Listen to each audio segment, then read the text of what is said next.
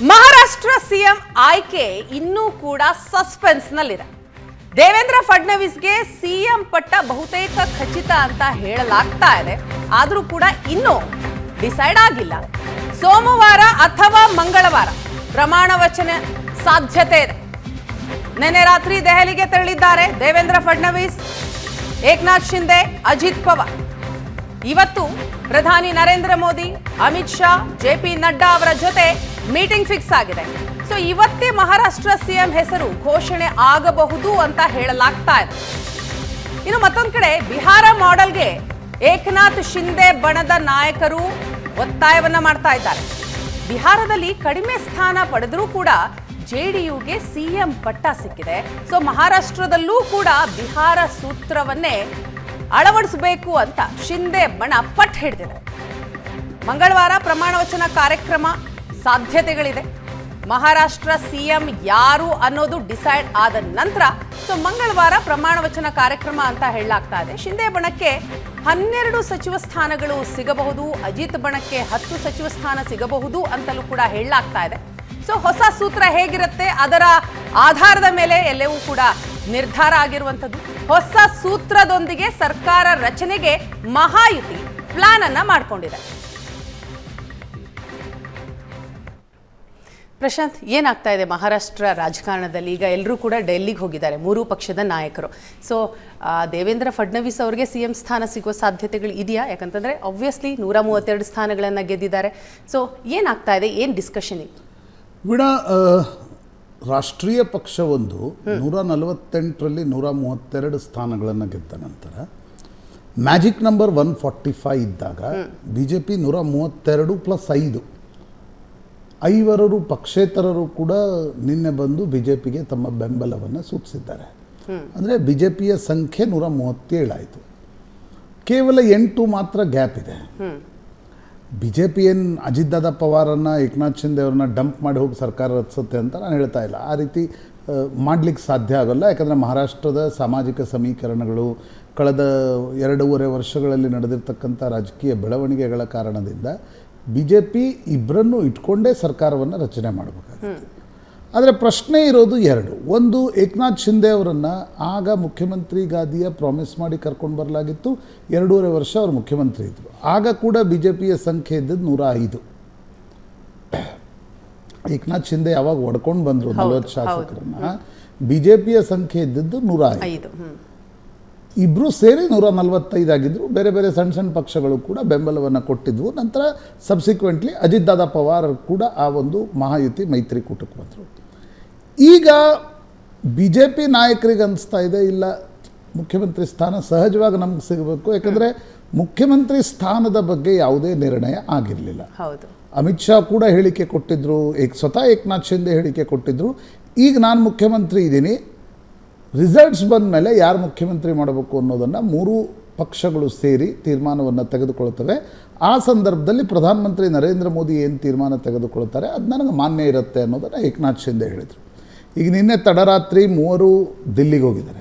Parliament session ನಡೀತಾ ಇದೆ. ಇವತ್ತು prime minister Modi, Amit Shah, JP Nadda, Nitin Gadkari ಇವರನ್ನೆಲ್ಲ ಈ ನಾಯಕರು ಭೇಟಿಯಾಗಲಿದ್ದಾರೆ. ನನಗನ್ಸೋದು 2 ವಿಷಯಗಳು ಆಧಾರದ ಮೇಲೆ ಈ ಒಂದು ಮುಖ್ಯಮಂತ್ರಿ ಆಯ್ಕೆಯನ್ನು BJP ಹೈಕಮಾಂಡ್ ಮಾಡಬೇಕಾಗುತ್ತೆ. ಒಂದು, ಮರಾಠ ಮತಗಳ ಕ್ರೋಢೀಕರಣ ಏನು ಲೋಕಸಭೆಯಲ್ಲಾಗಿತ್ತು ಅದರ ವಿರುದ್ಧವಾಗಿ OBC ಮತಗಳ ಕ್ರೋಢೀಕರಣದ ಕಾರಣದಿಂದಾಗಿ BJPಗೊಂದು ದೊಡ್ಡ ಗೆಲುವು ಸಿಕ್ಕಿದೆ. ಹಿಂದುಳಿದ ವರ್ಗಗಳ ಮತದಾರರು ದೊಡ್ಡ ಸಂಖ್ಯೆಯಲ್ಲಿ BJP ಜೊತೆ ಕೈ ಹಿಡಿದಿದ್ದಾರೆ. ಆ ಕಾರಣದಿಂದ ನೀವು ಮತ್ತೊಮ್ಮೆ ಮರಾಠ ಮುಖ್ಯಮಂತ್ರಿ ಮಾಡಬೇಕಾ ಬೇಡವಾ ಅಂತಕ್ಕಂಥ ಪಾಲಿಸಿ ಡಿಸಿಷನನ್ನು BJP ಹೈಕಮಾಂಡ್ ತೆಗೆದುಕೊಳ್ಬೇಕು. ನೋಡಿ, ಏಕನಾಥ್ ಶಿಂದೆ ಬಂದಾಗ ಏಕನಾಥ್ ಶಿಂದೆ ಪಟ್ಟು ಹಿಡಿದಿದ್ರು ಅನ್ನುವ ಕಾರಣಕ್ಕೋಸ್ಕರ ಅವ್ರನ್ನ ಮುಖ್ಯಮಂತ್ರಿ ಮಾಡಿರಲಿಲ್ಲ. ಆಗ ಮರಾಠ ಮೀಸಲಾತಿ ಹೋರಾಟ ಬಹಳ ಪೀಕ್ನಲ್ಲಿತ್ತು. ಒಬ್ಬ ಬ್ರಾಹ್ಮಣ ಮುಖ್ಯಮಂತ್ರಿಯನ್ನು ಮಾಡಿದರೆ ಅದರದ್ದು ಇಂಪ್ಯಾಕ್ಟ್ ಏನು ಅನ್ನೋ ಕಾರಣಕ್ಕೋಸ್ಕರ ನೀವಂದರೆ ಆ ಒಟ್ಟು 2-3 ವರ್ಷಗಳ ಮುಖ್ಯಮಂತ್ರಿ ಹುದ್ದೆಗಾಗಿ BJP ನಡೆಸಿರ್ತಕ್ಕಂಥ ಆಯ್ಕೆಯನ್ನು ನೋಡಿ.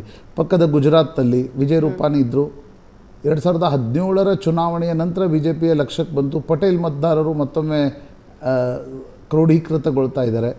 ಆಗ ಒಬ್ಬ ಪಟೇಲ್ ಮುಖ್ಯಮಂತ್ರಿಯನ್ನು ಕೊಡ್ತಕ್ಕಂಥ ಪ್ರಯತ್ನ ಮಾಡ್ತಾರೆ. ಕರ್ನಾಟಕದಲ್ಲಿ ಯಡಿಯೂರಪ್ಪನವ್ರನ್ನ ತೆಗೆದ ನಂತರ OBC ತರಬೇಕು, ಒಕ್ಕಲಿಗ ತರಬೇಕು ಅಂತಕ್ಕಂಥ ಚರ್ಚೆ ಇತ್ತು. ಬಟ್ ಅಮಿತ್ ಶಾ ಹೇಳಿದ್ರು ಇಲ್ಲ, ಲಿಂಗಾಯತರನ್ನು ಬಿಟ್ಟು ಬೇರೆಯವ್ರನ್ನ ಮಾಡಿದರೆ ನಮಗೆ ಈಗ ಹೊಡೆತ ಬಿಡುತ್ತೋ ಆದರೆ ಲಾಂಗ್ ಟರ್ಮ್ ನಮ್ಗೆ ಹೊಡೆತ ಬೀಳುತ್ತೆ ಅನ್ನುವ ಕಾರಣಕ್ಕೋಸ್ಕರ ಬೊಮ್ಮಾಯಿ ಅವ್ರನ್ನ ಮುಖ್ಯಮಂತ್ರಿ ಮಾಡಿದರು. ಅದೇ ರೀತಿ ಏಕನಾಥ್ ಶಿಂದೆ ಅವ್ರನ್ನ ತಂದಾಗ ಏಕನಾಥ್ ಶಿಂದೆ ಅವ್ರನ್ನ ಮುಖ್ಯಮಂತ್ರಿ ಮಾಡಲಾಯಿತು. ದೇವೇಂದ್ರ ಫಡ್ನವೀಸ್ ಹೇಳಿದ್ರು ನಾನು ಕ್ಯಾಬಿನೆಟಲ್ಲಿ ಇರಲ್ಲ ಅಂತ. ನೆನಪಿರ್ಬೋದು, ಸಂಜೆ 6:15 ಅಮಿತ್ ಶಾ ಫೋನ್ ಮಾಡಿ ಹೇಳ್ತಾರೆ ಇಲ್ಲ ನೀವು ಕ್ಯಾಬಿನೆಟ್ನಲ್ಲಿ ಇರಬೇಕು.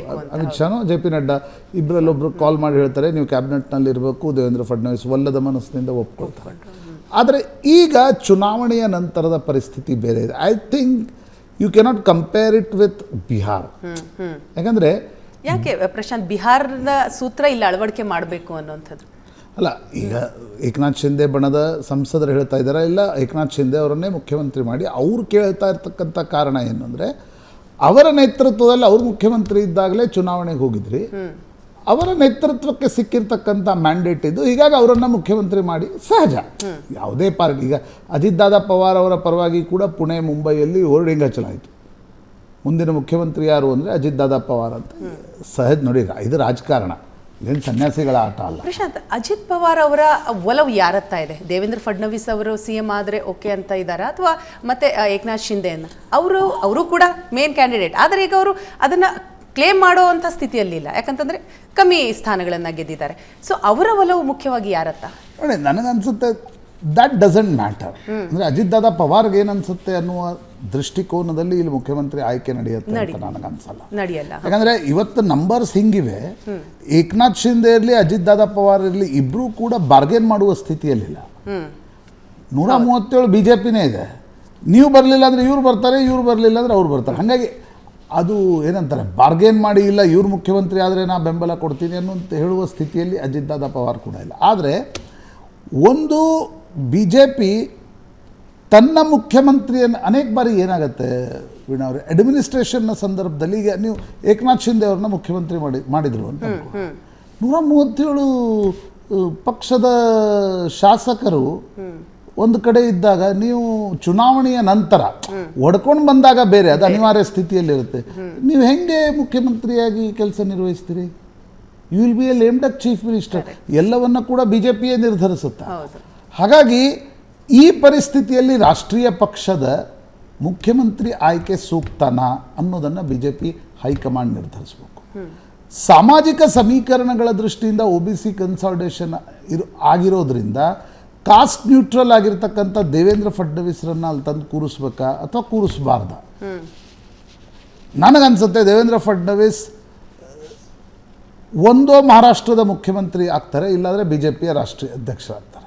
ಅಂದರೆ ಇಲ್ಲಿ ಎಲ್ಲವೂ ಕೂಡ ಕಾಸ್ಟೇ ಮೇಜರ್ ರೋಲ್ ಪ್ಲೇ ಮಾಡೋದು. ನೋಡಿ, ನಿಮಗೆ ರಾಜಕೀಯವಾಗಿ ಮಹಾರಾಷ್ಟ್ರದಲ್ಲಿ ಒಂದು ಸ್ಥಿರತೆ ಬಂದಿರಬಹುದು, ಸಾಮಾಜಿಕವಾಗಿ ಸ್ಥಿರತೆ ಬಂದಿದೆ ಅಂತಕ್ಕಂಥದ್ದನ್ನು ಹೇಳಕ್ಕಾಗ. ನೋಡಿ, ಅಲ್ಲಿ ಒಂದು ಫಾಲ್ಟ್ ಲೈನ್ ಇದೆ.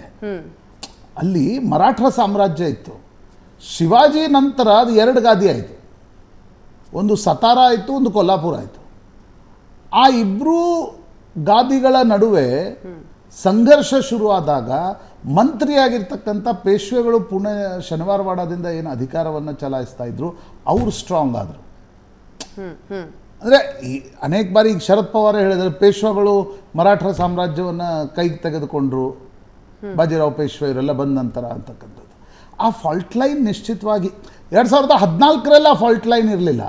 ಮರಾಠಿ ಮೀಸಲಾತಿಯ ಆಂದೋಲನ ಹೆಂಗೆ ಶುರು ಆಯಿತು, ಆ ಫಾಲ್ಟ್ ಲೈನ್ಗಳು ಎದ್ದು ಕಾಣತೊಡಗಿದ್ವು. ಆ ಕಾರಣದಿಂದ ಕಳೆದ ಬಾರಿ ದೇವೇಂದ್ರ ಫಡ್ನವೀಸ್ರನ್ನ ಮುಖ್ಯಮಂತ್ರಿ ಮಾಡಿರಲಿಲ್ಲ.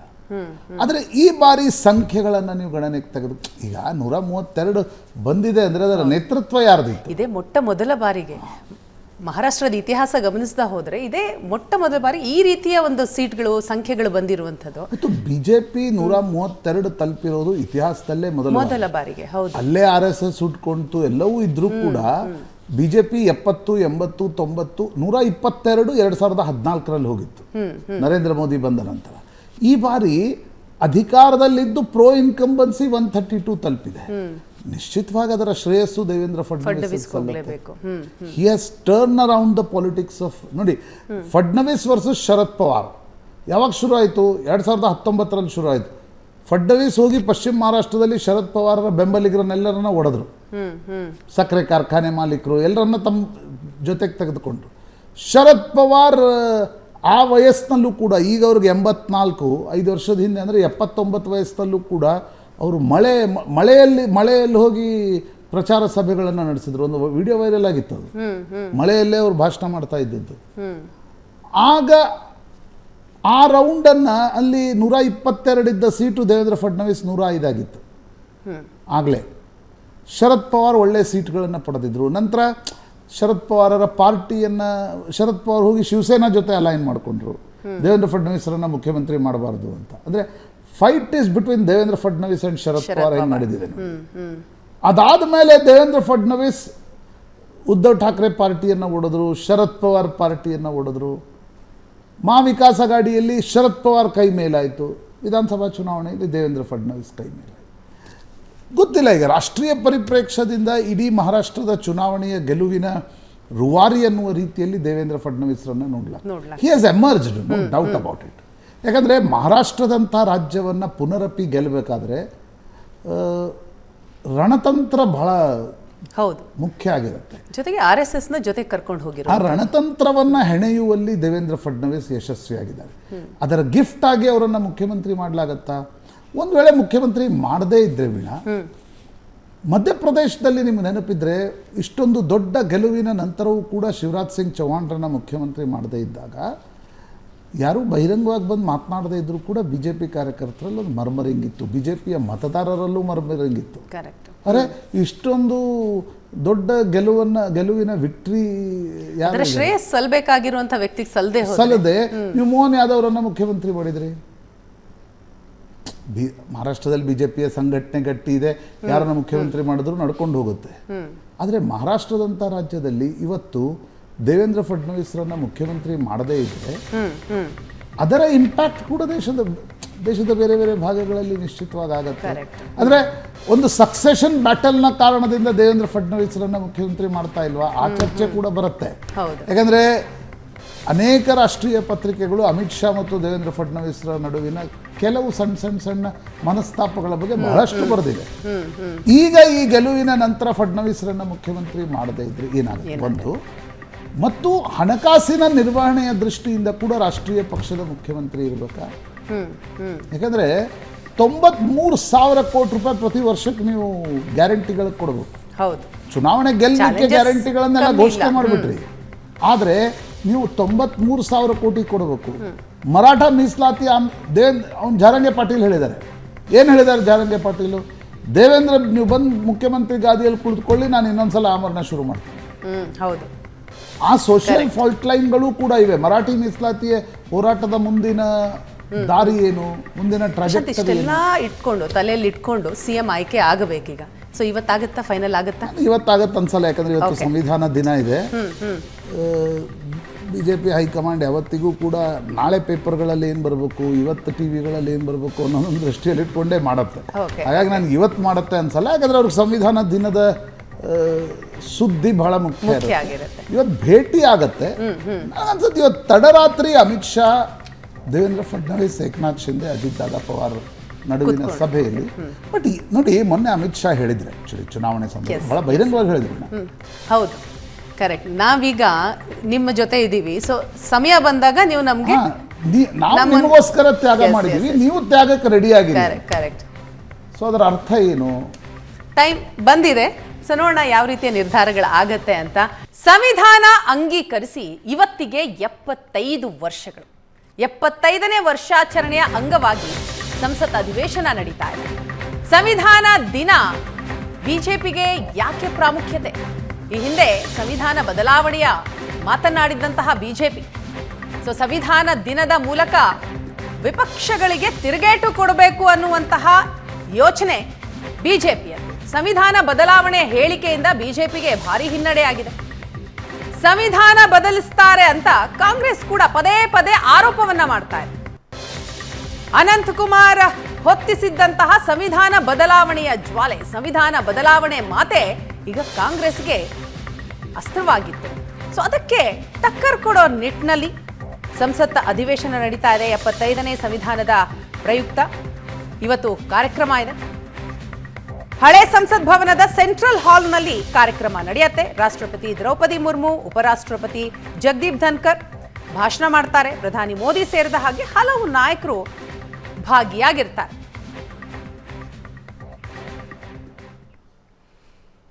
ಪ್ರಶಾಂತ್, ಸಂವಿಧಾನ ದಿನ ಇವತ್ತು 75ನೇ ವರ್ಷ.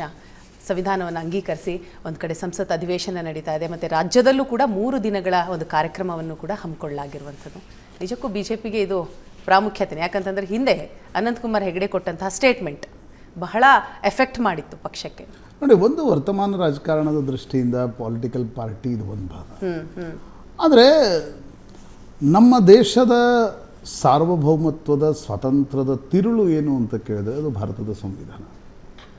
1949 ನವೆಂಬರ್ 26, ಸರಿಯಾಗಿ 75 ವರ್ಷಗಳ ಹಿಂದೆ ಇವತ್ತು ಕಾನ್ಸ್ಟಿಟ್ಯೂಯೆಂಟ್ ಅಸೆಂಬ್ಲಿ ಆ ಒಂದು ಸಂವಿಧಾನವನ್ನು ಅಂಗೀಕರಿಸಿತ್ತು.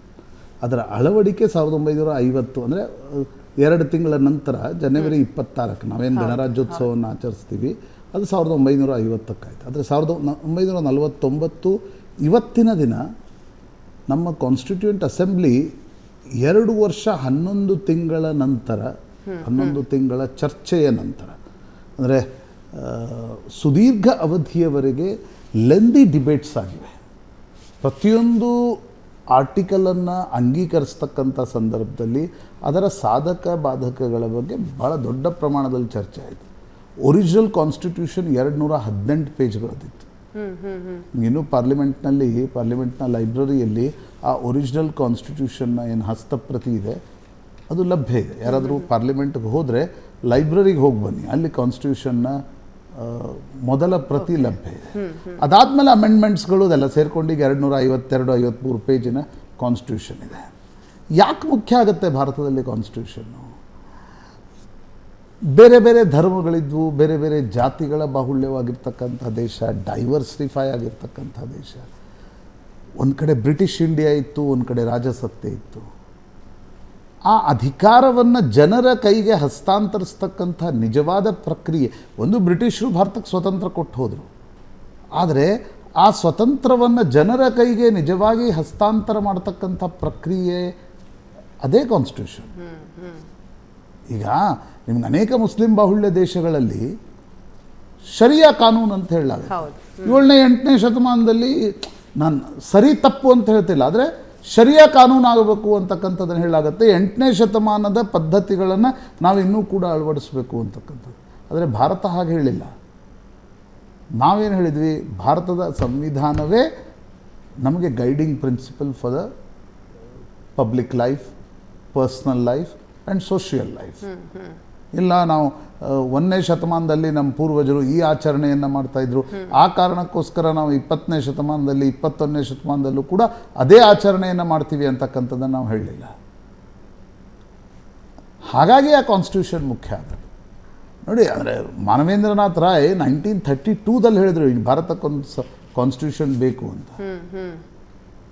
42-45ರಲ್ಲಿ 2ನೇ ಮಹಾಯುದ್ಧದ ಸಂದರ್ಭದಲ್ಲಿ ಕ್ರಿಪ್ಸ್ ಏನು ಬಂದರು, ಆ ಸಂದರ್ಭದಲ್ಲೂ ಕೂಡ ಆ ಒಂದು ಬೇಡಿಕೆ, ಅವರೆಲ್ಲ ಬೇರೆ ಬೇರೆ ಪೊಲಿಟಿಕಲ್ ಲೀಡರ್ಸ್ಗಳ ಜೊತೆ ಮಾತಾಡ್ತಾ ಇರ್ತಕ್ಕಂಥ ಸಂದರ್ಭದಲ್ಲಿ ಆ ಬೇಡಿಕೆ ಜಾಸ್ತಿ ಇತ್ತು. 1946 ಕಾನ್ಸ್ಟಿಟ್ಯೂಂಟ್ ಅಸೆಂಬ್ಲಿಗೆ ನಮ್ಮ ಚುನಾವಣೆ ಕೂಡ ನಡೀತು. ಅದಾದಮೇಲೆ 49ರಲ್ಲಿ ನಾವೇನು ಸಂವಿಧಾನವನ್ನು ಅಂಗೀಕರಿಸಿದ್ವಿ ಅದನ್ನು ಮೊದಲು ಲಾ ಡೇ ಅಂತ ಆಚರಿಸಲಾಗ್ತದೆ. 2015ರಲ್ಲಿ ಪ್ರಧಾನಮಂತ್ರಿ ನರೇಂದ್ರ ಮೋದಿ ಬಂದ ಮೇಲೆ ಅದನ್ನು ಸಂವಿಧಾನ ದಿನ ಅಂತ ಕರೆದರು. ಇದು ಇತಿಹಾಸದ ಭಾಗ. ನೀವು ವರ್ತಮಾನದ ರಾಜಕಾರಣಕ್ಕೆ ಬರೋದಾದರೆ, ಅನಂತಕುಮಾರ್ ಹೆಗಡೆ ಹೇಳಿಕೆ, ಅಯೋಧ್ಯೆಯ ಲಲ್ಲೂ ಸಿಂಗ್ ಹೇಳಿಕೆಯ ಕಾರಣದಿಂದಾಗಿ ಅದನ್ನು ಕಾಂಗ್ರೆಸ್ ಮತ್ತು ವಿಪಕ್ಷಗಳು ಇಲ್ಲ ಸಂವಿಧಾನವನ್ನು ಬದಲು ಮಾಡಿಬಿಡ್ತವೆ ಅಂತ. ಸಂವಿಧಾನವನ್ನು ಬದಲು ಮಾಡೋಕ್ಕೆ ಯಾರಿಂದಲೂ ಸಾಧ್ಯ ಆಗಲ್ಲ ನನ್ನ ಪ್ರಕಾರ. It's not only politics. ಜನರ ಸೈಕೆ ನಮ್ಮದೇನಿದೆ ಅಲ್ವಾ, ಪೊಲಿಟಿಕಲ್ ಒಂದು ಸ್ಥಿರತೆಯ ದೃಷ್ಟಿಯಿಂದ ನೋಡಿದಾಗ ಭಾರತದ ಜನ ಇಲ್ಲ ನಾವು ಸಂವಿಧಾನವನ್ನು ಬದಲು ಮಾಡಿಬಿಡ್ತೀವಿ, ಭಾರತದ ಜನ ಅದನ್ನು ಒಪ್ಪಲ್ಲ, ಮಾಡಲಿಕ್ಕೂ ಸಾಧ್ಯ ಇಲ್ಲ. ವಿಪಕ್ಷಗಳು ಅದನ್ನು ಒಂದು ಕ್ಯಾಂಪೇನ್ ಮಾಡಿದರು. ಯಾಕಂದರೆ ಇಲ್ಲ BJP ಒಂದು ರೀತಿಯಾಗಿರ್ತಕ್ಕಂಥ ಮೇಲ್ವರ್ಗದ ಪಕ್ಷ ಅನ್ನುವ ಕಾರಣಕ್ಕೋಸ್ಕರ, ಇಲ್ಲ ಇವರು ಬಂದ ತಕ್ಷಣ ಬದಲಾವಣೆ ಮಾಡಿಬಿಡ್ತಾರೆ, ಮೀಸಲಾತಿ ತೆಗೆದು ಹಾಕ್ಬಿಡ್ತಾರೆ. ಈ ಕ್ಯಾಂಪೇನನ್ನು ಕಾಂಗ್ರೆಸ್ ಮಹಾರಾಷ್ಟ್ರದಲ್ಲಿ ಮಾಡ್ತು. But you cannot hold that campaign for long. Ananthkumar Hegde ಕೂಡ ನಾನು ಸಂವಿಧಾನ ಬದಲಾವಣೆ ಮಾಡ್ತೀನಿ ಅಂತ ಎಲ್ಲೂ ಹೇಳಿರಲಿಲ್ಲ. ಸಂವಿಧಾನಕ್ಕೆ ತಿದ್ದುಪಡಿಯನ್ನು ಕಾಂಗ್ರೆಸ್ಸು ತಂದಿದೆ, ಬಿ ಜೆ ಪಿಯು ತಂದಿದೆ, ನಾನ್ ಕಾಂಗ್ರೆಸ್ ನಾನ್ ಸೋಷಲಿಸ್ಟ್ಗಳು ಅಧಿಕಾರದಲ್ಲಿದ್ದಾಗ ಸಂವಿಧಾನಕ್ಕೆ ತಿದ್ದುಪಡಿ ಬೇರೆ, ಬದಲಾವಣೆ ಬೇರೆ. ತಿದ್ದುಪಡಿಗಳನ್ನು ಕಾಲದಿಂದ ಕಾಲಕ್ಕೆ ತರಲಾಗತ್ತೆ. ಯುಗ ಧರ್ಮನೇ ಹೇಳುತ್ತೆ ನೀವು ತಿದ್ದುಪಡಿಗಳನ್ನು ತರಲೇಬೇಕು. 1970ರಲ್ಲಿ ಇದ್ದದ್ದು 2024ರಲ್ಲಿ ಇರ್ಲಿಕ್ಕೆ ಸಾಧ್ಯ ಇಲ್ಲ, ತಿದ್ದುಪಡಿಗಳನ್ನು ತರಬೇಕಾಗುತ್ತೆ. ಬಟ್ ಆ ಕ್ಯಾಂಪೇನ್ ನಡೀತು. ಆ ದೃಷ್ಟಿಕೋನದಿಂದ ಇವತ್ತು ಮೋದಿ ಮತ್ತು ಬಿ ಜೆ ಪಿಯವರಿಗೆ ನಾವು ಸಂವಿಧಾನದ ಪರವಾಗಿದ್ದೀವಿ, ನಾವು ಬದಲಾವಣೆ ಮಾಡಲ್ಲ ಅನ್ನೋದನ್ನು ಕಮ್ಯುನಿಕೇಟ್ ಮಾಡತಕ್ಕಂಥ ಅನಿವಾರ್ಯತೆ ಜಾಸ್ತಿ ಇದೆ. ಆ ಕಾರಣದಿಂದ ಇವತ್ತು ಒಳ್ಳೆ ಟೈಮಿಂಗ್, ಒಳ್ಳೆ ಡೇ ಕೂಡ ಸಿಕ್ಕಿದೆ. ನಿಶ್ಚಿತವಾಗಿ ಅಂದರೆ ಸಂವಿಧಾನ ಬದಲಾವಣೆ ನಾವು ಮಾಡಲ್ಲ ಅಂತಕ್ಕಂಥದ್ದನ್ನು ಲಾರ್ಜರ್ ಪಾಪ್ಯುಲೇಷನ್ಗೆ ಕಮ್ಯುನಿಕೇಟ್ ಮಾಡ್ತಕ್ಕಂಥ ಅವಶ್ಯಕತೆ ಕೂಡ ಇದೆ. ಇದು ಪೊಲಿಟಿಕಲ್ ಕ್ಯಾಂಪೇನ್ ಒಂದು ದೃಷ್ಟಿಕೋನದಿಂದ. ಆದರೆ ಮಹಾರಾಷ್ಟ್ರದಲ್ಲಿ ಅನೇಕ ದಲಿತ ಸಮುದಾಯಗಳಿಗೆ ಅನ್ನಿಸ್ತು, ಹೌದಪ್ಪ ಇವರು 400 ಬಂದುಬಿಟ್ರೆ ಚೇಂಜ್ ಮಾಡಿಬಿಟ್ರೆ, ಚೇಂಜ್ ಮಾಡೋಕ್ಕಾಗಲ್ಲ, ಬಿ ಜೆ ಪಿ ಯಾವತ್ತೂ ನಾವು ಚೇಂಜ್ ಮಾಡ್ತೀವಿ ಅಂತಕ್ಕಂಥದ್ದನ್ನು ಹೇಳಿರಲಿಲ್ಲ. ಸ್ವತಃ ಅನಂತಕುಮಾರ್ ಹೆಗಡೆ ಅವರ ಇಡೀ ಭಾಷಣವನ್ನು ನೀವು ತೆಗೆದು ನೋಡಿ, ಅವರೆಲ್ಲೂ ಕೂಡ ಅದನ್ನು ಹೇಳಿರಲಿಲ್ಲ. ಆದರೆ ಅದನ್ನೊಂದು ಕ್ಯಾಂಪೇನ್ ಮಾಡಲಾಗಿದೆ. ಪ್ರತಿಪಕ್ಷಗಳು ಅದನ್ನು ಒಂದು ಅಸ್ತ್ರವಾಗಿ ಬಳಸಿಕೊಂಡು ಬದಲಾವಣೆ ಮಾಡೋದಕ್ಕೆ ಹೊರಟಿದ್ದಾರೆ. ಪೊಲಿಟಿಕಲ್ ಪರ್ಪಸ್ಗಳಿಗೆ ಭಾರತದಲ್ಲಿ ಹೀಗೆಲ್ಲ ಅನೇಕ ಸಂಗತಿಗಳು ಬಳಕೆ ಆಗಿದೆ. ಆದರೆ ನಂದೊಂದು ವಿನಂತಿ ಇದೆ ನಮ್ಮ ವೀಕ್ಷಕರಿಗೆ, ಸಾಧ್ಯ ಆದಲ್ಲಿ ಮನೆಯಲ್ಲಿ ನಿಮ್ಮ ಮಕ್ಕಳಿಗೆ ಒಂದು ಸಣ್ಣ ಕಾನ್ಸ್ಟಿಟ್ಯೂಷನ್ನ ಪುಸ್ತಕ ತಂದುಕೊಡಿ. ರೈಟ್ ಟು ಇಕ್ವಾಲಿಟಿ, ಯಾರ್ಯಾರಿಗೆ ಯಾವ್ಯಾವ ಹಕ್ಕುಗಳಿವೆ, ಕರ್ತವ್ಯಗಳಿವೆ, ಗೈಡಿಂಗ್ ಪ್ರಿನ್ಸಿಪಲ್ಸ್ ಏನಿವೆ, ಇವುಗಳ ಬಗ್ಗೆ ಒಂದು ಸಣ್ಣ ಮಾಹಿತಿಯನ್ನು ನೀಡಿ. ಸಂವಿಧಾನದ ಪ್ರಾಮುಖ್ಯತೆ ಅರಿವು ಮೂಡಿಸುವಂತಹ ಧರ್ಮದ ಬಗ್ಗೆ ನಮ್ಮ ಮಕ್ಕಳಿಗೆ ಕೊಡ್ತಕ್ಕಂಥ ಸಂಸ್ಕಾರದಲ್ಲಿ ನಮ್ಮ ಧರ್ಮ in the sense value system ಹೇಳ್ತಾ ಇದೆ. ಅದನ್ನ ಹೆಂಗೆ ಹೇಳ್ತೀವೋ ಭಾರತದ ಸಂವಿಧಾನದ ಬಗ್ಗೆ ಕೂಡ ಅರಿವು ಮೂಡಿಸಿ. ರೈಟ್ ಟು ಇಕ್ವಾಲಿಟಿ ಅಂದ್ರೆ ಏನು? ಬಾಬಾ ಸಾಹೇಬ್ ಅಂಬೇಡ್ಕರ್ ಅವರು ಕರಡು ಸಮಿತಿಯ ಅಧ್ಯಕ್ಷರಾಗಿ ಭಾರತದಲ್ಲಿ ಯಾವ ಬದಲಾವಣೆಯನ್ನು ತಂದರು?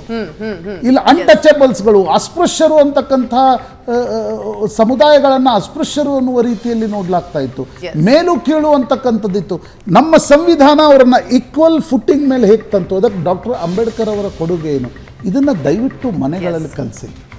ರಾಜ್ಯದಲ್ಲಿ ಬೈ ಎಲೆಕ್ಷನ್ ಮುಗಿದ ನಂತರ ಬಿಜೆಪಿಯಲ್ಲಿ ಆಂತರಿಕ ಭಿನ್ನಾಭಿಪ್ರಾಯಗಳು, ಬಣ ಬಡಿದಾಟ ಎಲ್ಲವೂ ಕೂಡ ಜೋರಾಗಿದೆ. ಭಿನ್ನ ಮತಕ್ಕೆ ಬೆದರಿದೆ ಬಿಜೆಪಿ. ಒಂದ್ ಕಡೆ ವಕ್ಫ್ ಹೋರಾಟ ನಡೀತಾ ಇದೆ, ಅದು ಕೂಡ ಪ್ರತ್ಯೇಕ ಬಣವಾಗಿ.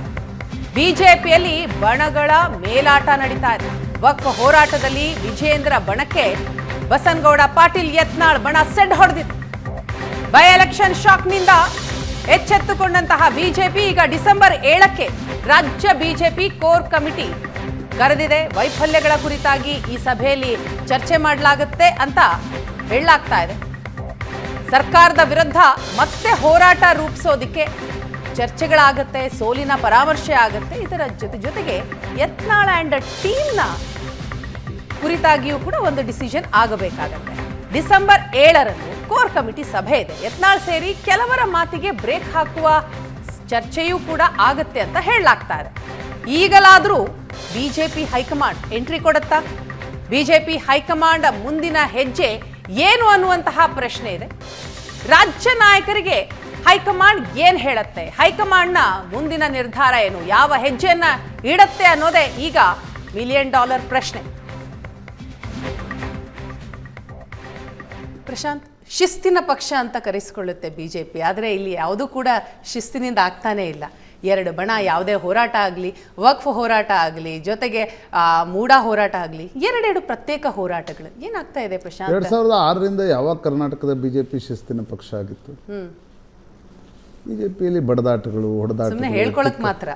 ಕರ್ನಾಟಕದ ಬಿಜೆಪಿ, ಬೇರೆ ರಾಜ್ಯದಲ್ಲಿ ಬಿಜೆಪಿ ಸ್ವಲ್ಪ ಶಿಸ್ತಿನ ಪಕ್ಷ ಇರ್ಬೋದು. ಕರ್ನಾಟಕದಲ್ಲಿ 2006ರ ನಂತರ ಯಾವತ್ತು ಅಧಿಕಾರಕ್ಕೆ ಬಂದರು ಅವತ್ತಿನಿಂದ ತಿಕ್ಕಾಟಗಳು, ಸಂಘರ್ಷಗಳು, ಬಂಡಾಯಗಳು, ಭಿನ್ನಮತಗಳು, ಅಸಮಾಧಾನಗಳು, ಬೇಸರಗಳು ಇವು ಸ್ಫೋಟಗೊಳ್ತಾನೆ ಇವೆ. ಆದರೆ ಈಗ ಕರ್ನಾಟಕದ ಬಿ ಜೆ ಪಿ ತಲುಪಿರ್ತಕ್ಕಂಥ ಒಂದು ಸ್ಥಿತಿ ಇದೆ ಅಲ್ಲ, ದಿಸ್ ಇಸ್ ಅನ್ಪ್ಯಾರಲಲ್. ಅಂದರೆ ಇದಕ್ಕೇನು ಪ್ರೆಸಿಡೆನ್ಸೇ ಇಲ್ಲ. ಈ ಕರ್ನಾಟಕದ ರಾಜಕಾರಣದಲ್ಲಿ ಕಾಂಗ್ರೆಸ್ಸು ಇಷ್ಟು ಬಾರಿ ಅಧಿಕಾರದಲ್ಲಿದೆ, ವಿರೋಧ ಪಕ್ಷದಲ್ಲಿದೆ, ಜನತಾ ದಳವೂ ಕೂಡ ಅಧಿಕಾರದಲ್ಲಿದೆ, ವಿರೋಧ ಪಕ್ಷದಲ್ಲಿದೆ.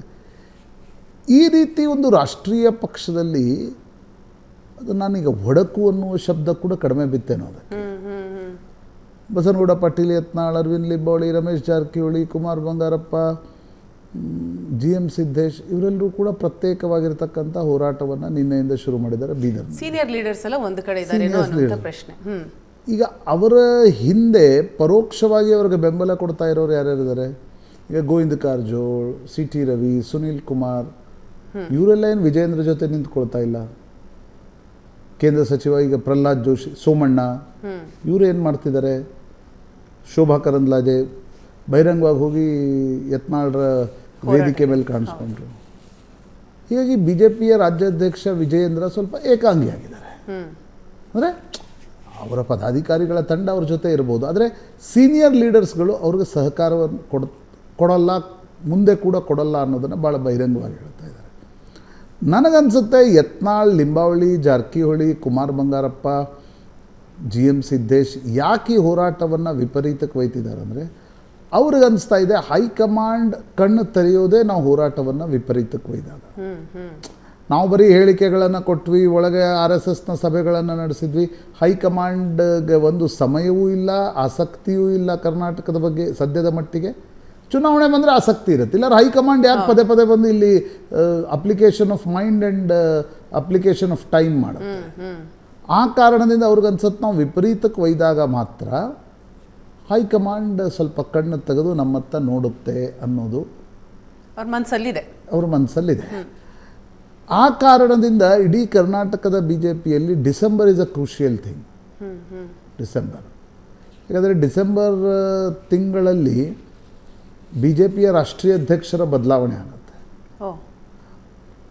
ಭಿನ್ನಮತೀಯರಿಗೆ ಅನಿಸ್ತಾ ಇದೆ ಇಲ್ಲ ಆ ರಾಷ್ಟ್ರೀಯ ಅಧ್ಯಕ್ಷರ ಬದಲಾವಣೆಯ ಸಂದರ್ಭದಲ್ಲಿ ರಾಜ್ಯಾಧ್ಯಕ್ಷರುಗಳ ಬದಲಾವಣೆಗಳು ಕೂಡ ಆಗಬಹುದಾ ಅಂತಕ್ಕಂಥ ಒಂದು ನಿರೀಕ್ಷೆ ಮತ್ತು ಆ ರೀತಿಯ ಒತ್ತಡವನ್ನು ಹಾಕ್ತಕ್ಕಂಥ ಪ್ರಯತ್ನವನ್ನು ರೆಬೆಲ್ಸ್ಗಳು ವಕ್ಫ್ ಹೋರಾಟದ ಮೂಲಕ ಮಾಡ್ತಾರೆ. ಯಾಕೆ ವಕ್ಫ್ ಹೋರಾಟ? ವಾಲ್ಮೀಕಿ ಮತ್ತು ಮೂಡಾ ಹಗರಣದ ಹೋರಾಟ ಒಂದು ಅಡ್ಮಿನಿಸ್ಟ್ರೇಟಿವ್ ಅಥವಾ ಕರಪ್ಷನ್ ವಿರುದ್ಧದ ಹೋರಾಟ ಅನ್ಸ್ಕೊಳ್ತಾ ಇತ್ತು. ಅದಕ್ಕೆ ಸಿಗೋ ಟ್ರ್ಯಾಕ್ಷನ್ಗೂ ವಕ್ಫ್ಗೆ ಸಿಗೋ ಟ್ರ್ಯಾಕ್ಷನ್ಗೂ ವ್ಯತ್ಯಾಸ ಇದೆ. ವಕ್ಫ್ನಲ್ಲಿ ಅಲ್ಲಿ ಬರೀ ನಿಮ್ಮ BJPಯ ಕಾರ್ಯಕರ್ತರು ಪಾಲ್ಗೊಳ್ತಾರೆ.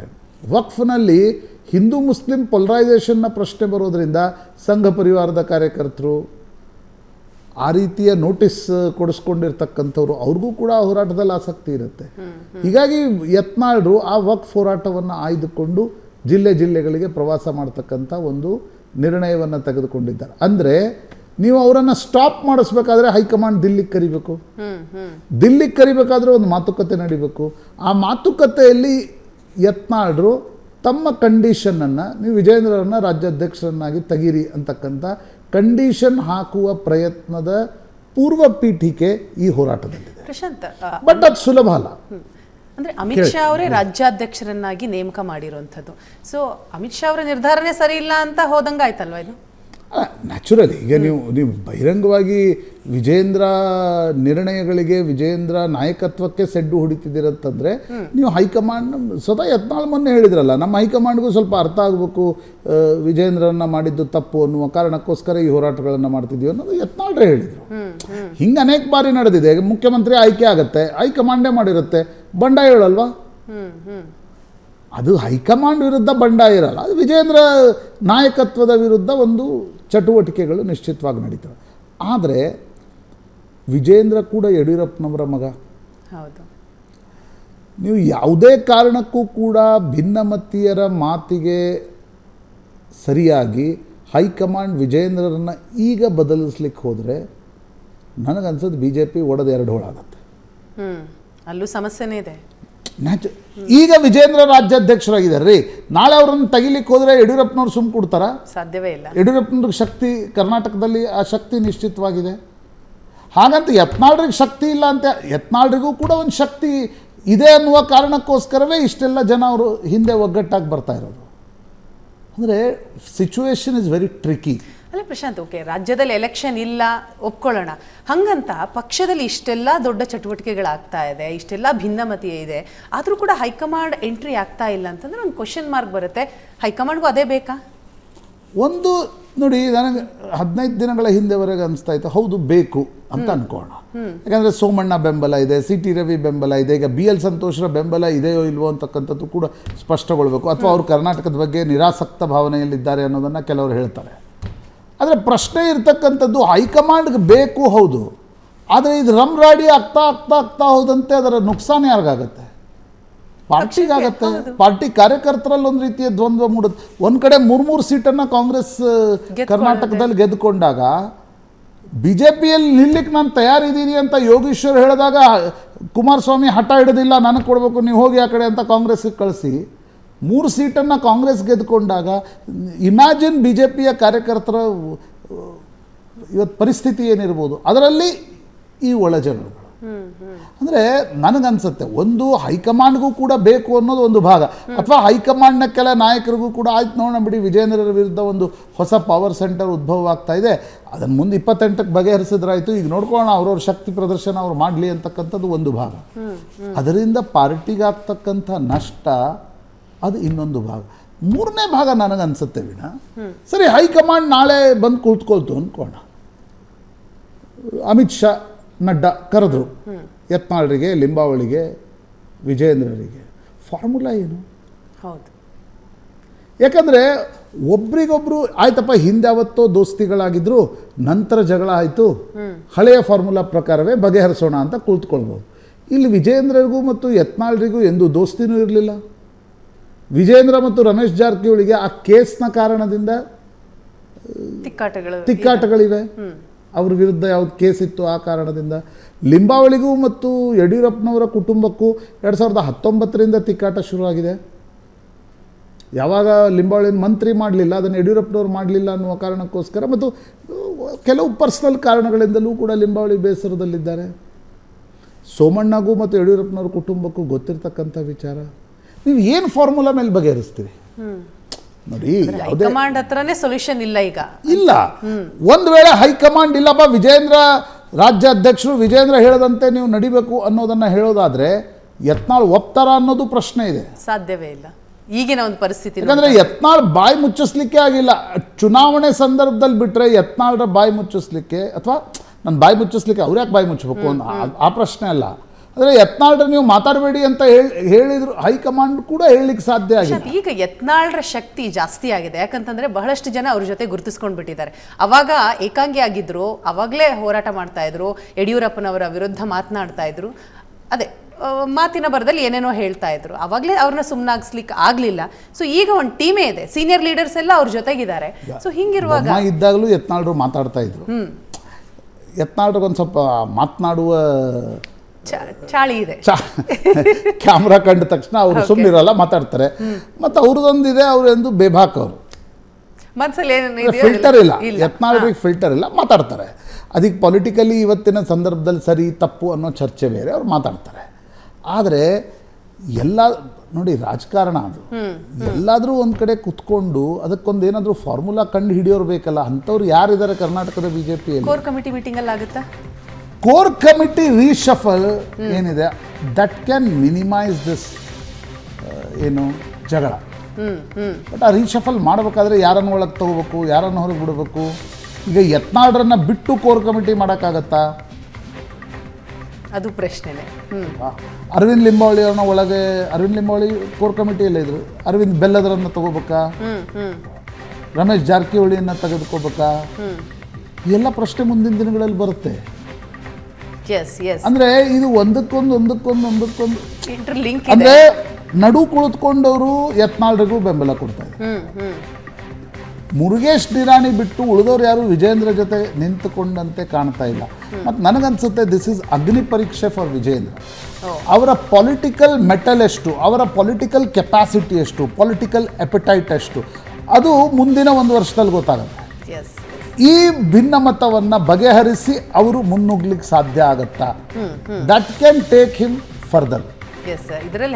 ಅಥವಾ ಈ ಭಿನ್ನಮತವನ್ನು ಅವ್ರ ಕಡೆ ಬಗೆಹರಿಸಲಿಕ್ಕೆ ಸಾಧ್ಯ ಆಗದೆ ಹೋದ್ರೆ ಮುಂದೆ ವಿಜೇಂದ್ರದೇನಾಗುತ್ತೆ ನೋಡೋಣ ಪ್ರಶಾಂತ್. ವಿಜೇಂದ್ರಗೂ ಇದು ಅಗ್ನಿ ಪರೀಕ್ಷೆ. ಯತ್ನಾಳ್ರಿಗೂ ಈ ರೆಬೆಲ್ ಇದನ್ನು ಎಷ್ಟು ದಿನ ಹೋಲ್ಡ್ ಮಾಡ್ತಾರೆ? ಯತ್ನಾಳ್ ನೋಡಿ ಇಲ್ಲಿವರೆಗೆ ಪ್ರೂವ್ ಆಗಿದೆ, ಯತ್ನಾಳ್ರಿಗೂ ಒಂದು ಪ್ರೂವ್ ಮಾಡೋದು ಬಾಕಿ ಇದೆ. ಏನು? ಇಲ್ಲಿವರೆಗೆ ಅವರು ವಿರುದ್ಧ ಮಾತನಾಡ್ತಾ ಒಬ್ಬ ರೆಬೆಲ್ ನಾಯಕರಾಗಿ ಗುರುತಿಸ್ಕೊಂಡಿದ್ದಾರೆ. Whether he can work in a system, whether he can ಏನಂತಾರೆ ಜವಾಬ್ದಾರಿಯನ್ನು ತೆಗೆದುಕೊಂಡು ಎಲ್ಲರನ್ನ ಒಟ್ಟಿಗೆ ತೆಗೆದುಕೊಂಡು ಹೋಗ್ಲಿಕ್ಕೆ ಸಾಧ್ಯ. ಜವಾಬ್ದಾರಿ ಏನ್ ಕೊಡ್ತಾರೆ? ಈಗ ವಿಜೇಂದ್ರನ್ ತೆಗಿಬೇಕು ಅನ್ನೋದನ್ನ ರೆಬೆಲ್ಸ್ ಹೇಳ್ತಿದ್ದಾರೆ. ಆಯ್ತು ನಾಳೆ ಹೈಕಮಾಂಡ್ ಒಪ್ತು ಅಂತ ಅನ್ಕೋಣ. ಹೊಸದಾಗಿ ಬಂದವ್ರಿಗೆ ಈಸಿನಾ ನಡೆಸೋದು? Correct correct correct. ಅದು ಕೂಡ ಪ್ರಶ್ನೆ. ನೋಡೋಣ, ಇದಕ್ಕೆ ಕಾಲವೇ ಉತ್ತರ ಕೊಡುತ್ತೆ ಅಂತ ಅನ್ಸುತ್ತೆ. ಸಿಎಂ ಸಿದ್ದರಾಮಯ್ಯನವರಿಗೆ ಮೂಡ ಕುಣಿಕೆ ಈಗ ಬಿಗಿ ಆಗ್ತಾ ಇದೆ. ರಾಜ್ಯದಲ್ಲಿ ಬೈ ಎಲೆಕ್ಷನ್ ಮುಗಿತಾ ಇದ್ದ ಹಾಗೆ ಸಿದ್ದರಾಮಯ್ಯನವರಿಗೆ ಮೂಡ ಟೆನ್ಷನ್ ಮತ್ತೆ ಶುರುವಾಗಿರುವಂಥದ್ದು. ಮೂಡ ಕೇಸ್ಗೆ ಸಿಬಿಐ ಟೀಮ್ ಏನಾದರೂ ಎಂಟ್ರಿ ಕೊಡುತ್ತಾ? ಯಾಕಂತಂದ್ರೆ ದೂರುದಾರ ಸ್ನೇಹಮಯಿ ಕೃಷ್ಣ ಲೋಕಾಯುಕ್ತ ತನಿಖೆ ಸಮಾಧಾನ ತರ್ತಾ ಇಲ್ಲ, ಸರಿಯಾಗಿ ನಡೀತಾ ಇಲ್ಲ ಅಂತ ಕೋರ್ಟ್ಗೆ ಅರ್ಜಿಯನ್ನ ಸಲ್ಲಿಸಿದ್ದಾರೆ. ಅದರ ವಿಚಾರಣೆ ಕೂಡ ಇವತ್ತಿದೆ. ಇವತ್ತು ಹೈಕೋರ್ಟ್ ಏಕಸದಸ್ಯ ಪೀಠದಲ್ಲಿ ಅರ್ಜಿ ವಿಚಾರಣೆಗೆ ಬರುತ್ತೆ. ಸಿಬಿಐಗೆ ಕೊಡುವಂತೆ ಸ್ನೇಹಮಯಿ ಕೃಷ್ಣ ಸಲ್ಲಿಸಿದಂತಹ ಅರ್ಜಿ ಒಂದು ಕಡೆ ವಿಚಾರಣೆ ಇದ್ರೆ, ಮತ್ತೊಂದು ಕಡೆ ಲೋಕಾಯುಕ್ತ ಪೊಲೀಸರು ತನಿಖಾ ವರದಿಯನ್ನ ಸಲ್ಲಿಸ್ತಾರೆ. ಲೋಕಾಯುಕ್ತದಲ್ಲಿ ಕೇಸ್ ದಾಖಲಾದ ದಿನದಿಂದ ನಿನ್ನೆಯವರೆಗೂ ಏನೆಲ್ಲ ಡೆವಲಪ್ಮೆಂಟ್ಗಳಾಯಿತು ಅಂದರೆ ಯಾವ ಯಾವ ದಾಖಲೆಗಳನ್ನ ಲೋಕಾಯುಕ್ತ ಪೊಲೀಸರು ಕಲೆಕ್ಟ್ ಮಾಡ್ಕೊಂಡಿದ್ದಾರೆ, ಯಾರ ವಿಚಾರಣೆಯನ್ನ ಮಾಡಿದ್ದಾರೆ, ಏನೆಲ್ಲ ಮಾಹಿತಿಗಳನ್ನ ಸಂಗ್ರಹಿಸಿದ್ದಾರೆ, ಅದೆಲ್ಲವನ್ನೂ ಕೂಡ ಇವತ್ತು ಕೋರ್ಟ್ಗೆ ಸಬ್ಮಿಟ್ ಮಾಡ್ತಾರೆ. ಸೊ ಹಾಗಾಗಿ ಇವತ್ತು ಸಿಎಂ ಸಿದ್ದರಾಮಯ್ಯನವರಿಗೆ ಒಂದು ರೀತಿ ಬಿಗ್ ಡೇ. ಪ್ರಶಾಂತ್, ಕೋರ್ಟ್ನಲ್ಲಿ ಇವತ್ತು ಮೂಡಾ ಕೇಸ್ ವಿಚಾರಣೆಗೆ ಬರುತ್ತೆ. ಒಂದು ಲೋಕಾಯುಕ್ತರು ಕೊಡುವಂತಹ ರಿಪೋರ್ಟ್, ಮತ್ತೊಂದು ಈ ಒಂದು ಪ್ರಕರಣವನ್ನು ಸಿಬಿಐಗೆ ಕೊಡಬೇಕಾ ಕೊಡಬಾರ್ದಾ ಅನ್ನೋದರ ವಿಚಾರಣೆ. 3 ತಿಂಗಳ ಆರೋಪಗಳ ನಂತರ ಅಥವಾ 3 ತಿಂಗಳಲ್ಲಿ ಬಂದಿರತಕ್ಕಂಥ ಒಂದು ಪರ್ಸನಲ್ ಕಳಂಕದ ನಂತರ ಒಂದು ಪೊಲಿಟಿಕಲ್ ಫೈಟನ್ನು ಸಿದ್ದರಾಮಯ್ಯನವ್ರು ಗೆದ್ದುಕೊಂಡಿದ್ದಾರೆ. ಆದರೆ what is important for is future is legal fight. Correct. ಯಾಕಂದರೆ ಹೈಕೋರ್ಟ್ ನೋಡಿ, ಹೈಕೋರ್ಟ್ ಮತ್ತು ಸುಪ್ರೀಂ ಕೋರ್ಟ್, ಇನ್ ಕಾನ್ಸ್ಟಿಟ್ಯೂಷನಲ್ ಕೋರ್ಟ್ಸ್ಗಳಂತ ಕರೀಲಾಗತ್ತೆ, ಅವುಗಳಿಗೆ ಮಾತ್ರ ಪ್ರಕರಣವನ್ನು ಸಿ ಬಿ ಐಗೆ ವಹಿಸ್ತಕ್ಕಂಥ ಅಧಿಕಾರ ಇದೆ. ಸಿ ಬಿ ಐಗೆ ವಹಿಸ್ತಕ್ಕಂಥ ಅಧಿಕಾರ ಇರೋದು ರಾಜ್ಯ ಸರ್ಕಾರಕ್ಕೆ, ಕೇಂದ್ರ ಸರ್ಕಾರಕ್ಕೆ ಅಧಿಕಾರ ಇದೆ, ಬಟ್ ರಾಜ್ಯಗಳಲ್ಲಿ ಅಲ್ಲ, ಹೈಕೋರ್ಟ್ಗಳಿಗೆ ಮತ್ತು ಸುಪ್ರೀಂ ಕೋರ್ಟ್ಗೆ. ಸೊ ಈಗ ಸ್ನೇಹಮಯಿ ಕೃಷ್ಣ ಅರ್ಜಿಯ ತಿರುಳೇನು? ಮುಖ್ಯಮಂತ್ರಿಗಳ ವಿರುದ್ಧ ಅವರದೇ ಅಧೀನದಲ್ಲಿರ್ತಕ್ಕಂಥ ಪೊಲೀಸರು ಹೆಂಗೆ ತನಿಖೆಯನ್ನು ನಡೆಸ್ತಾರೆ, ಆ ತನಿಖೆ ನಿಷ್ಪಕ್ಷಪಾತವಾಗಿರಲ್ಲ ಅನ್ನೋ ಕಾರಣದಿಂದ ಸಿ ಬಿ ಐಗೆ ವಹಿಸಬೇಕು ಅಂತಕ್ಕಂಥ ಅರ್ಜಿಯನ್ನು ಸ್ನೇಹಮಯಿ ಕೃಷ್ಣ ಸಲ್ಲಿಸಿದರು. ಈಗ ಲೋಕಾಯುಕ್ತ ತನಿಖೆ ನಡೀತಾ ಇದೆ. ಲೋಕಾಯುಕ್ತ ತನಿಖೆಯ ಸ್ಟೇಟಸ್ ರಿಪೋರ್ಟ್ ಏನು ಅನ್ನೋದನ್ನು ನೀವು ಸಲ್ಲಿಕೆ ಮಾಡಿ ಅನ್ನೋದನ್ನು ಹೈಕೋರ್ಟ್ ಹೇಳ್ತು. ಹೈಕೋರ್ಟ್ನಲ್ಲಿ ಇವತ್ತು ಲೋಕಾಯುಕ್ತ ರಿಪೋರ್ಟ್ ಸಲ್ಲಿಕೆ ಮಾಡಿ ಏನು ತನಿಖೆ ನಡೆಸಿದ್ವಿ, ಯಾರು ಕಳಿಸಿದ್ವಿ, 2 ತಿಂಗಳಲ್ಲಿ ಏನೇನು ತನಿಖೆ. ಯಾಕಂದರೆ ಜನಪ್ರತಿನಿಧಿಗಳ ನ್ಯಾಯಾಲಯ ಡಿಸೆಂಬರ್ನಲ್ಲಿ ರಿಪೋರ್ಟ್ ಕೊಡು ಅಂತ ಹೇಳಿತ್ತು. ಅದಕ್ಕಿಂತ ಹೈಯರ್ ಕೋರ್ಟ್ ಕೆನಾಸ್ಕ್ ರಿಪೋರ್ಟ್, ಸ್ಟೇಟಸ್ ರಿಪೋರ್ಟನ್ನು ಕೇಳಿದೆ. ಇವತ್ತು ಲೋಕಾಯುಕ್ತ ಸ್ಟೇಟಸ್ ರಿಪೋರ್ಟ್ನ ಆಧಾರದ ಮೇಲೆ ಹೈಕೋರ್ಟ್ ಏನು ಡಿಸೈಡ್ ಮಾಡುತ್ತೆ ಅನ್ನೋದು ಮುಖ್ಯ. ನನಗನ್ಸುತ್ತೆ ಲೋಕಾಯುಕ್ತ ತನಿಖೆ ಇನ್ನೂ ನಡೆಯೋದು ಬಾಕಿ ಇದೆ. ಹೀಗಾಗಿ ಮಧ್ಯಂತರದಲ್ಲಿ ಅದನ್ನು ಹೈಕೋರ್ಟ್ ಕೊಡುತ್ತಾ ಅಂತಕ್ಕಂಥದ್ರ ಬಗ್ಗೆ ನನಗೆ ಪ್ರಶ್ನೆಗಳಿವೆ. High court will wait for some time. ಯಾಕಂದರೆ ತನಿಖೆ ನಡೀತಾ ಇದೆ, ಇನ್ನೂ ತನಿಖೆಯ ನಂತರ ನಾವು ಅಂತಿಮ ರಿಪೋರ್ಟನ್ನು ಸಲ್ಲಿಕೆ ಮಾಡ್ತೀವಿ ಅಂತಕ್ಕಂಥದ್ದನ್ನು ಹೇಳಿದಾಗ ನೀವು ಏಕಾಏಕಿ ಹೆಂಗೆ ಸಿ ಬಿ ಐ ಕೊಡ್ಲಿಕ್ಕೆ ಸಾಧ್ಯ ಆಗ್ತದೆ ಅನ್ನೋದು ಕೂಡ ಕೆಲವರ ಪ್ರಶ್ನೆ ಇದೆ. ಹೀಗಾಗಿ ಈಗ ಸಿ ಬಿ ಐ ಕೊಡುತ್ತಾ ಕೊಡಲ್ವಾ ಅನ್ನೋದು ಇವತ್ತಿನ ವಿಚಾರಣೆಯ ಸಂದರ್ಭದಲ್ಲಿ ಕೆಲ ಅಂಶಗಳು ಸ್ಪಷ್ಟವಾಗ್ತವೆ. ಒಂದು ವೇಳೆ ಪ್ರಕರಣ ಸಿ ಬಿ ಐಗೆ ಹೋದರೆ ನನಗನ್ಸುತ್ತೆ ಆಗ ಮುಖ್ಯಮಂತ್ರಿಗಳು ಏನಕ್ಕೇನ ಅಧಿಕಾರದಿಂದ ಕೆಳಗಿಳಿತಕ್ಕಂಥ ಪರಿಸ್ಥಿತಿ ನಿರ್ಮಾಣ ಆಗ್ಬೋದು. ಒಂದು ಪೊಲಿಟಿಕಲ್ ಫೈಟ್ ಮಾಡ್ಬೋದು, ಪೊಲಿಟಿಕಲ್ ಫೈಟ್ ಮಾಡ್ತಾರೆ. ಕಾಂಗ್ರೆಸ್ ಹೈಕಮಾಂಡ್ ಕೂಡ ಅದಕ್ಕೆ ಬೆಂಬಲಿಸುತ್ತೆ. ಆದರೆ ಸಿ ಬಿ ಐ ಮತ್ತು ಇಡಿ ವಿಚಾರಣೆಯಲ್ಲಿರ್ತಕ್ಕಂಥ ಒಂದು ಅಂಶ ಅಂತಂದರೆ ನಾಳೆ ಬಂಧನದ ಪರಿಸ್ಥಿತಿ ಬಂದರೆ, ಈಗ ಲೋಕಾಯುಕ್ತ ಪೊಲೀಸರೇನು ಬಂಧನ ಮಾಡಲಿಲ್ಲ, ಅವ್ರು ಕರೆದ್ರು ವಿಚಾರಣೆ ಮಾಡಿದ್ರು, ಅವರನ್ನು ಕರೆದ್ರು, ಅವ್ರ ಪತ್ನಿನ ಕರೆದ್ರು, ಬಾಮೈದನ ಕರೆದ್ರು, ಭೂಮಾಲೀಕ ಯಾರು ದೇವರಾಜ್ ಇದ್ದಾರೆ ಅವ್ನ ಕರೆದ್ರು, ವಿಚಾರಣೆ ಮಾಡಿದರು. ಆದರೆ ಅವರೆಲ್ಲೂ ಕೂಡ ಬಂಧನದ ಗೊಡವೆಗೆ ಹೋಗಲಿಲ್ಲ. ಈಗ ಬಂಧನ ಮಾಡಬೇಕೋ ಬೇಡವೋ ಅನ್ನೋದು ಇನ್ವೆಸ್ಟಿಗೇಟಿಂಗ್ ಆಫೀಸರ್ನ ಪ್ರಿಯಾರಿಟಿ ಹೌದು. ಆದರೆ ಉಳಿದ ಪ್ರಕರಣಗಳಲ್ಲಿ ನೀವು ಬಂಧನ ತರಾತುರಿಯಲ್ಲಾಗುತ್ತೆ. ಈ ಪ್ರಕರಣದಲ್ಲಿ ಯಾಕೆ ಒಬ್ಬರದು ಬಂಧನ ಆಗದೆ ವಿಚಾರಣೆ ನಡೆಯುತ್ತೆ? ವೆನ್ ಹೈಕೋರ್ಟ್ ಸೈಡ್ ಇಲ್ಲಿ ಅಬ್ಯೂಸ್ ಆಫ್ ಪವರ್ ನಡೆದಿದೆ ಅಂತಕ್ಕಂಥದ್ದನ್ನು ಹೈಕೋರ್ಟ್ ಅಬ್ಸರ್ವೇಷನ್ ಇದ್ದಾಗ ಆದರೆ ಹೇಗೆ ವಿಚಾರಣೆ ನಡೆಸಿದ್ರಿ ಅನ್ನುವ ಪ್ರಶ್ನೆ ಬರುತ್ತೆ. ಬಟ್ ಅದು ಸ್ಟೇಟಸ್ ರಿಪೋರ್ಟ್ ಮೇಲೆ ಬರುತ್ತಾ, ಅಂತಿಮ ರಿಪೋರ್ಟ್ ಮೇಲೆ ಬರುತ್ತಾ ಅನ್ನೋದು ಇವತ್ತಿನ ವಿಚಾರಣೆಯಲ್ಲಿ ಸ್ಪಷ್ಟ ಆಗಬೇಕು. ಒಂದು ವೇಳೆ ಪ್ರಕರಣ ಸಿ ಬಿ ಐಗೆ ವರ್ಗಾವಣೆ ಆದರೆ ಅದಕ್ಕೆ ಅದೇ ಕಾರಣದಿಂದ ಸಿದ್ದರಾಮಯ್ಯ ಇವತ್ತಾಗ್ಲಿಕ್ಕಿಲ್ಲ ಅನ್ಸುತ್ತೆ ಪ್ರಶಾಂತ್. ಅಂದ್ರೆ ವಿಚಾರಣೆ ಆಗಬಹುದು, ಯಾವುದೇ ಡಿಸಿಷನ್ ಹೊರ ಬರ್ಲಿಕ್ಕಿಲ್ಲ, ಗೊತ್ತಿಲ್ಲ. ಈಗ I will not speculate high courts order ಏನಾಗುತ್ತೆ ಅನ್ನೋದನ್ನು ಸ್ಪೆಕ್ಯುಲೇಟ್ ಮಾಡುವ ಪದ್ಧತಿ ಇಲ್ಲ. ಆದರೆ ಸಿದ್ದರಾಮಯ್ಯನವ್ರಿಗೆ ಒಂದು ವೇಳೆ CBIಗೆ ಪ್ರಕರಣ ಹೋದರೆ ಈಗಲೇ EDಯ ಪ್ರಕರಣದಲ್ಲಿ ಅವರ ಅಕ್ಕಪಕ್ಕದಲ್ಲಿರತಕ್ಕಂಥವ್ರಿಗೆ ನೋಟಿಸ್ ಬರ್ತಾರೆ. ರಾಕೇಶ್ ಪಾಪಣ್ಣ ಇವರು ಸಿಕ್ಕಾಪಟ್ಟೆ ಸಮಸ್ಯೆಯನ್ನು ಅನುಭವಿಸ್ತಾ ಇದ್ದಾರೆ. ಹಾಗಿರುವಾಗ ಸಿದ್ದರಾಮಯ್ಯನವರ ಈ ಪ್ರಕರಣ CBIಗೆ ಹೋದರೆ ಅದರ ಲೀಗಲ್ ಇಂಪ್ಯಾಕ್ಟ್ ಏನು ಅನ್ನೋದು ಬೇರೆ, ಪೊಲಿಟಿಕಲ್ ಇಂಪ್ಯಾಕ್ಟ್ ಏನು. ಒಂದು ವೇಳೆ ಅವರ ಬಂಧನದ ಪರಿಸ್ಥಿತಿ ನಿರ್ಮಾಣ ಆದರೆ ಆ ಕಾರಣದಿಂದಲೇ ಸಿದ್ದರಾಮಯ್ಯನವರು ಅವ್ರಿಗೆ ಯಾರು ಐಡಿಯಾ ಕೊಟ್ಟರು ಗೊತ್ತಿಲ್ಲ, ಅದು ಒಳ್ಳೆ ಐಡಿಯಾ ಕೊಟ್ಟರು. ತಡವಾಗಿ ಆದರೂ ಸಹಿ ಅವರೊಂದು 14 ಸೈಟ್ಗಳನ್ನು ವಾಪಸ್ ಕೊಟ್ಟಿದ್ದರಿಂದ ಅವರು ED ಪ್ರಕರಣದಲ್ಲಿ ಬಂಧನದ ಸಾಧ್ಯತೆಯಿಂದ ಸ್ವಲ್ಪ ದೂರ ಬಂದರು ಅಂತ ಅನ್ಸುತ್ತೆ. ಯಾಕಂದರೆ ಒಂದು ವೇಳೆ ಕೊಟ್ಟಿಲ್ಲ ಅಂತಂದ್ರೆ, ಕೊಟ್ಟಿರದೇ ಇದ್ದರೆ ಯಾವುದೋ ಒಂದು ಸೈಟ್ ಆ ಬಂದಿರತಕ್ಕಂಥ ದುಡ್ಡನ್ನು ಎಲ್ಲೋ ಇನ್ವೆಸ್ಟ್ ಮಾಡಿದ್ದಿದ್ರೆ ನಿಮಗೆ ಮನಿ ಲಾಂಡ್ರಿಂಗ್ ಆ್ಯಕ್ಟ್ ಬಂದಿದ್ರೆ ಏನು ಮಾಡ್ತಿದ್ರಿ? ಆ ಸೈಟನ್ನು ಮಾರಾಟ ಮಾಡಿದರೆ ಮನಿ ಲಾಂಡ್ರಿಂಗ್ ಮಧ್ಯೆ ಬರುತ್ತೆ. ನೀವು ಇದನ್ನು ತಗೊಂಡ್ರಿ, ಅಲ್ಲಿ ಮಾರಿದ್ರಿ, ಇನ್ಕಮ್ ಬಂತು ನಿಮಗೆ ಅಂತ. ಇಲ್ಲಿ CBI ಕೂಡ 14 ಸೈಟ್ಗಳನ್ನು ವಾಪಸ್ ಕೊಟ್ಟ ನಂತರ ಅದರ ವಿಚಾರಣೆಯ ವೈಖರಿ ಏನಿರುತ್ತೆ ಅನ್ನೋದು ಭಾಳ ಮುಖ್ಯ. ನ್ಯಾಚುರಲಿ ಮೂಡಾ ಪ್ರಕರಣದ ನಂತರ ನನಗನ್ಸುತ್ತೆ ಸಿದ್ದರಾಮಯ್ಯನವ್ರನ್ನ ಇಷ್ಟಪಡುವ ಸಮುದಾಯಗಳು ಮತ್ತು ವೋಟ್ ಬ್ಯಾಂಕ್ ಏನಿದೆ ಅದು ಸಿದ್ದರಾಮಯ್ಯನವರ ಹಿಂದೆ ಗಟ್ಟಿಯಾಗಿ ನಿಂತ್ಕೊಂಡಿದೆ. ಅಂದರೆ ಈಗ ಒಂದು ಚುನಾವಣೆ ಗೆದ್ದರು ಅಂತಂದರೆ ಉಳಿದ ವೋಟ್ ಬ್ಯಾಂಕು ಬಂತು ಅಂತಲ್ಲ. ಅವರ ವೋಟ್ ಬ್ಯಾಂಕ್ ಏನಿದೆ, ಅಹಿಂದ ವೋಟ್ ಬ್ಯಾಂಕ್, ಅದು ಸಿದ್ದರಾಮಯ್ಯನವರ ಹಿಂದೆ ಇನ್ನಷ್ಟು ಗಟ್ಟಿಯಾಗಿ ನಿಂತ್ಕೊಂಡಂತೆ ಕಾಣ್ತಾ ಇದೆ. ಅದರ್ವೈಸ್ ನೀವು ಶಿಗ್ಗಾಂವಿ, ಚನ್ನಪಟ್ಟಣ, ಸಂಡೂರಿನಲ್ಲಿ ಈ ಪ್ರಮಾಣದ ಗೆಲುವನ್ನು ಗೆಲ್ಲಲಿಕ್ಕೆ ಸಾಧ್ಯ ಇಲ್ಲ. ಪ್ರಮುಖವಾಗಿ ಮುಸ್ಲಿಂ ಸಮುದಾಯ ನ್ಯಾಚುರಲಿ ಕಾಂಗ್ರೆಸ್ ಜೊತೆಗಿದೆ.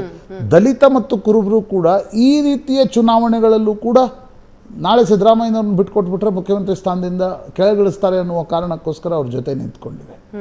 ಹಾಗಿರುವಾಗ ಪಾಲಿಟಿಕ್ಸ್ ಹೆಂಗೆ ಪ್ಲೇ ಆಗುತ್ತೆ, CBI ಕೊಟ್ಟರೆ ಏನಾಗುತ್ತೆ, ದಟ್ ಈಸ್ ವೆರಿ ಇಂಟ್ರೆಸ್ಟಿಂಗ್ ಅಂತ ಅನ್ಸುತ್ತೆ. ನೋಡಿ, ನಿಮ್ಗೆ ಡಿಸೆಂಬರ್, ಜನವರಿ, ಫೆಬ್ರವರಿ ನೆಕ್ಸ್ಟ್ ಬಜೆಟ್ ಮಂಡನೆ ಸಿದ್ದರಾಮಯ್ಯನವ್ರು ಮಾಡ್ತಾರಾ ಗೊತ್ತಿಲ್ಲ. ಅಂದರೆ ಇವತ್ತಿನ ಈಗ ಈ CBI ಪ್ರಕರಣ ಏನಾಗುತ್ತೆ ಅದರ ಮೇಲೆ ನಿರ್ಧಾರ ಆಗ್ಬೋದು. ಒಂದು ವೇಳೆ CBI ಕೊಟ್ರೆ ಆಗ CM ಸ್ಥಾನಕ್ಕೆ ಅಥವಾ ಕೆಲವರಿಗೆ ನಡುವೆ ಹೇಳ್ತಾ ಇದ್ರು, ಅಂದರೆ ಈ ಇನ್ನೂ ಉಪಚುನಾವಣೆ ಗೆಲ್ಲದೆ ಇದ್ದಾಗ ಇಲ್ಲೆಲ್ಲ ಮುಖ್ಯಮಂತ್ರಿಗಳು ಬಜೆಟ್ ಮಂಡನೆಯ ನಂತರ ಅವರು ಕೂಡ ಆದರೆ ಈ 3 ಉಪಚುನಾವಣೆ ಗೆದ್ದ ನಂತರ ಸ್ಟ್ರಾಂಗ್ ಆಗಿದ್ದಾರೆ. Correct. Yes Prashant, thank you so much ಇವತ್ತಿನ ಚರ್ಚೆಯಲ್ಲಿ ಭಾಗಿಯಾಗಿದ್ದಕ್ಕೆ. ಇದಾಗಿತ್ತು ಇವತ್ತಿನ ನ್ಯೂಸ್ ಅವರ್ ಮಾರ್ನಿಂಗ್ ಎಡಿಷನ್. ನೇರ, ದಿಟ್ಟ, ನಿರಂತರ ಸುದ್ದಿಗಾಗಿ ನೋಡ್ತಾ ಇರಿ ಏಷ್ಯಾನೆಟ್ ಸುವರ್ಣ ನ್ಯೂಸ್.